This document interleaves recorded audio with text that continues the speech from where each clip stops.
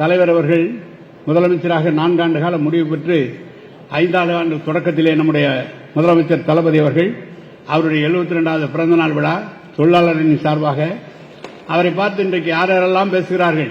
அப்படியே உரத்த குரலில் கையை தூக்கி கொண்டு நேற்று வரை நடிகராக இருந்தவர்கள், ஏதோ அரசியலுக்கு இன்னும் பொதுமக்கள் ஒரு தடவை கூட பொதுமக்களை சந்திக்காதவர், கூட்டரங்கிலேயே கூட்டம் நடத்தி கொண்டு எங்களுக்கு மெயினான எதிரி நீதான் என்று சொல்வதை சொல்கிறார் என்று சொன்னால் அவரையும் இந்த திமுக சந்திக்கும்.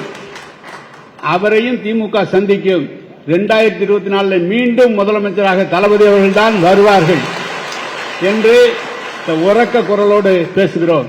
ஏதோ அமைதியாக இருக்கிறார் என்று கருத வேண்டாம்.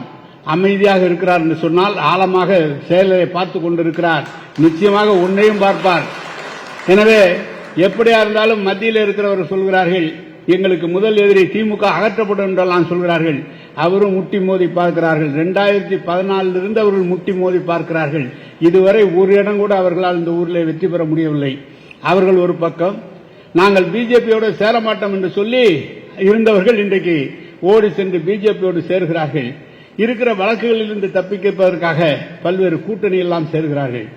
அனைத்து பேர்களையும் சந்திக்க திராவிட முன்னேற்ற கழக தோழர்கள் நாம் ஆயத்தமாக இருப்போம். நிச்சயமாக கலைஞர் நம்முடைய தளபதி அவருடைய கரத்தை வலுப்படுத்துவோம் இந்த நேரத்திலே தெரிவித்துக் கொள்ள கடமைப்பட்டிருக்கின்றேன்.